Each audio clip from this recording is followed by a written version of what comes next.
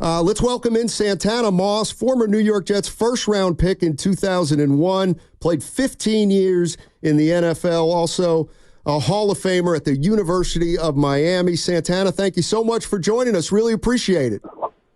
Thank you, buddy, for having me. What's going on with you? Hey. Well, let me just start out with a wide receiver question about 49ers receiver Brandon Aiyuk. He missed most of training camp, got in late. The 49ers, of course, play the Jets Monday. Is he going to be behind? How much catch-up does he have to do? And, is he behind, and could that be an early season issue for the Niners? I mean, it all depends on who the player is. I think, nowadays guys have so much going on outside of those walls, those facility walls where they have their trainers, they have their regiment down where they can, have themselves prepared, for whenever they need to be. And I'm thinking, like, if a guy like that is waiting on the check and he knows he's not practicing with his team, he has to be putting in some kind of work somewhere. Now, that work he's putting in is not going to add up to what he would have been experiencing with that team throughout a training camp and stuff like that. But I think he will be ready at some sort. It just matters how much can he take on that first, few games, or if the team is going to allow him to kind of, not really fully go all throughout a while and have him as a starter, make sure they kind of cut back on some of his downs and some of the plays that they put him in the game for. Santana, the Niners, as we all know, that they're loaded offensively. But when you look at Deebo and Aiyuk, they're different. They got a variety. When you look at those two, can you talk about what you see and how different they are and how much stress that is on opposing defenses? Having two guys like that remind me of having the perfect combination as receivers. You look at a guy like Deebo. Deebo is a guy that can pretty much run all the routes that you ask him to run, but he's also one of those guys, he's that run-after-catch guy. He's that guy that I can use him and, I can zip him and zap him around, bring him in motion, line him up in the backfield, have him up, tight like an H-back, have him as a slot guy. He has so many multitudes that he can do with his position. And then when you get the ball in his hands, he's like a running back. He's like one of the best running backs in the league. So, that's great to have in that particular guy. And then you have a guy like Aiyuk can run every route, savvy, has a little height on him, smooth, can catch the ball. He can get open. He can separate. So when you have a combination like those two, man, you have a match made in heaven. And I'm pretty sure that that's what they see when they have, from Brock Purdy. He has the best duo on the field, and that's why they had to make sure they lock him in. Santana Moss joining us on 95.7 The Game. Well, let me ask you about that. Because that's always been at the crux of the conversation about Purdy out here is, he gets to use multiple weapons. What do you think of Brock Purdy? You like him? I think he's the guy that fits for the job. One of the things about that offense, man, I had a chance to play in it for a few years here in Washington, and trust me, it was the best offense I've ever played in as a receiver. I mean, I'm mad to this day thinking about it when I watch a guy like Tyreek Hill getting a chance now to play in it, because I remember when I first got a chance to speak to Cal about it, Cal Shanahan told me specifically, say, Tanner, I wish I would have got to you in your prime with this offense. Now, their first year they got to me was in 2010, and I was, a little longer than two at the time, but I had just had my third knee surgery, and I still had 93 catches that year for 1,100 yards. I think 1,000 or 1,100, one of those. But just to see what I was able to do, and I wasn't at my best that year coming off of knee surgery, I can just imagine what I would have done being a younger guy in my 20s, running that offense. But if you're a receiver, in that offense, all the quarterback has to do is just throw the ball to the spot. If you're going to be there, throw the ball to the open guy. And that's what Brock Purdy has right now going for him. Now, I'm not saying that the offense is set up to the point to where he doesn't have nothing to do. I've seen other quarterbacks in that offense that not look as well as Brock Purdy, but I think he has the perfect offense for what his skills that allow him to do. Santana, speaking of quarterbacks, the Jets got Aaron Rodgers, who unfortunately went out week 1 last year. He's back. There's a lot of buzz about the Jets and what they have on both sides of the ball. Santana Moss, tell us, how good can the Jets be this year? I mean, they can be real good, man. That's my other team, man. That's the team that honestly gave me my opportunity to live out my childhood dream.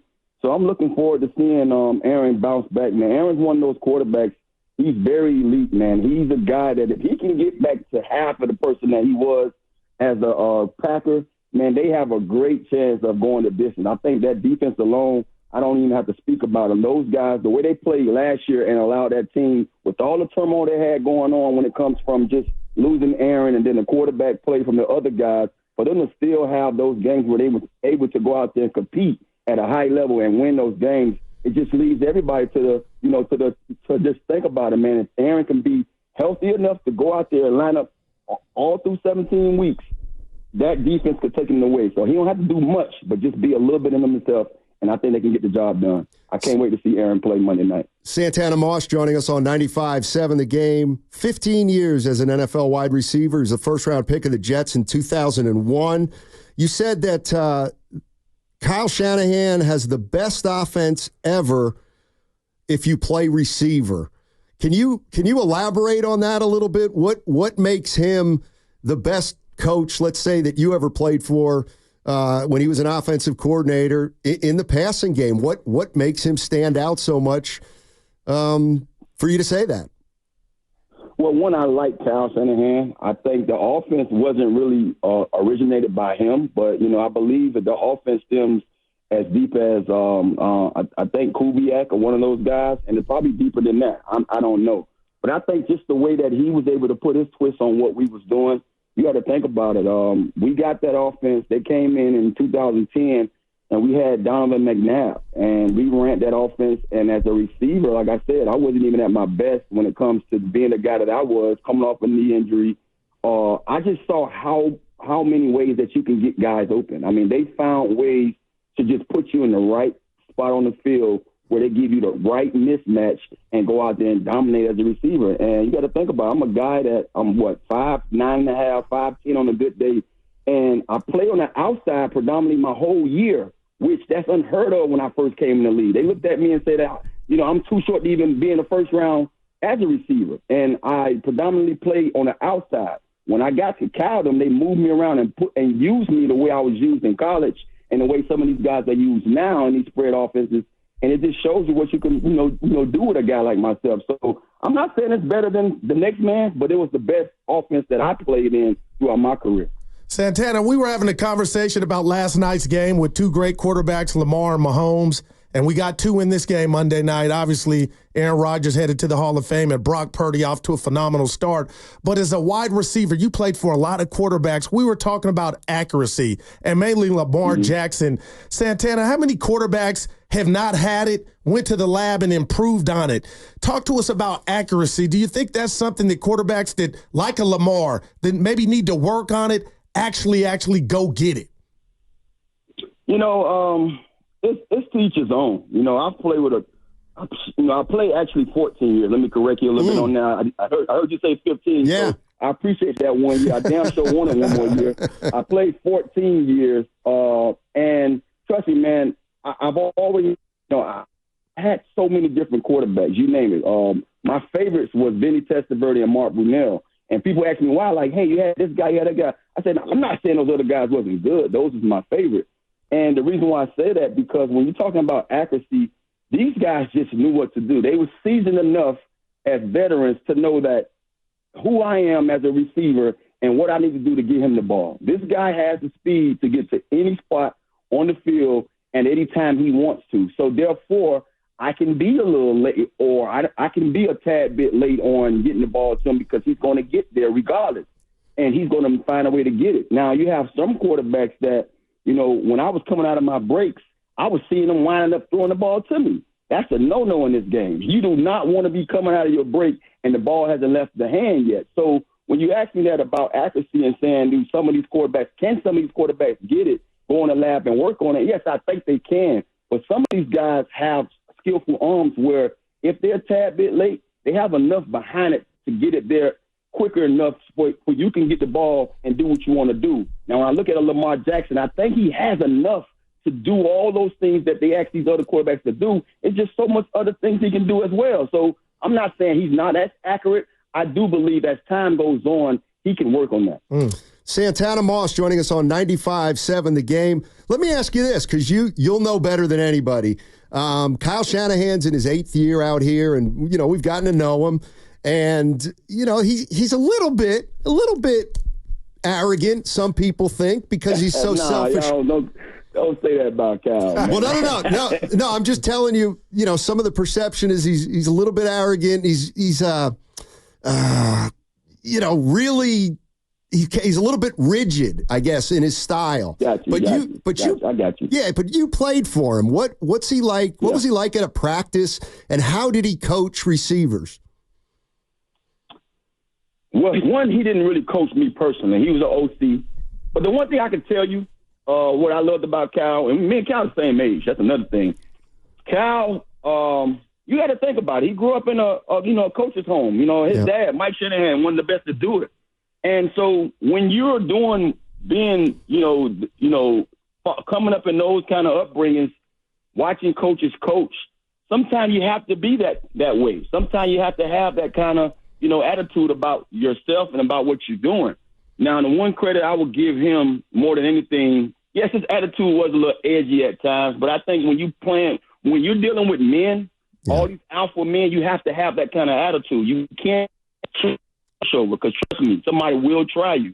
And I'm happy that, he's the guy that got that, whoever gave him that memo early in his stage of coaching. I'm happy he came into coaching with that kind of attitude, because I've seen so many guys kill coaches and kill coaches' careers because these coaches just couldn't lead these men. Right. But the one thing I loved about Kyle, man, is like he was a guy that, hey, it's kind of hard for a coach to say, let me come in here and tell Jerry Rice what to do. Let me come in here and tell Terrell Owens what to do as a receiver, when these guys have had so many accomplishments in their game. But the thing that Cal did, regardless of who the receiver was, is he's always told us something that we didn't do, to better what we was already doing. And let me give you a little example. Sure. So we have this little route where you're sitting over the ball. You have a little route where you might be in a cut split, or you might be in a slot, and it's an over the ball route, meaning that receiver is going to run and replace that middle linebacker. And Cal would say, Tanner, when you catch this ball now, normally, where you're like, and face the guy, whoever's going to, tackle you, and give him a little wiggle, this and that. He say, no, I want you to get to that spot. When that ball comes to you, I need you to step forward and attack it. And now go back down that same spot you left and go straight up the field. He said, I promise you, you will get more yards doing it that way than doing it the way you have been doing it. So, as a guy this time, I'm 11, 12 years in my career, I'm saying to myself, like, okay, if this is going to help me get more 4, 5, 6 more yards, then I'm gonna listen to it. I'm gonna do it. And I promise you not. Wow. We in the game, 2-minute drill, and we trying to beat Tampa. And I catch this route, and I did exactly what he said, and I got 20 yards. And I'm like, look at that. You know what I mean? He just made me a better receiver. And I did that for the rest of my career, the next 4 or 5 years that I had in my career, just replacing myself from that spot every time I ran that route. And it was crazy how many more yards I was averaging after the catch, because that route is nothing but 4 or 5 yards, what I'm saying, over the ball. So that's some of the things that Kyle Shanahan did for a receiver that had all the tools, that had so much, accomplished. And he just helped me get that much more better, just showing me something that I wasn't doing to better myself. Wow. Santana, speaking of Kyle, when it comes to play calling, how many current coaches are in his league, or does he even stand alone, in your opinion? Well, that whole umbrella, man, you gotta give credit to that umbrella that all these coaches come up under, man, from Mike and all the way down to Cal and to Mike McDaniels, to Matt LaFleur. I mean, all those guys who was around that's now head coaches out there, Sean McVay, all those guys, to me, man, it's amazing watching their teams play on Sundays, because I'm just watching, I'm smiling because I can see that offense in all of them, but they're tweaking it to their way of calling plays, and I just love it, man. So I give hats off to all those coaches who pretty much under that Mike Shanahan, Kyle Shanahan umbrella. Hey, Santana, thank you so much, man. Great stuff. Really appreciate it. Thank you, guys, man. I appreciate you. That's Santana Moss, former New York Jets first-round pick in 2001, 14-year NFL wide receiver, and he's in the Hall of Fame at the University of Miami.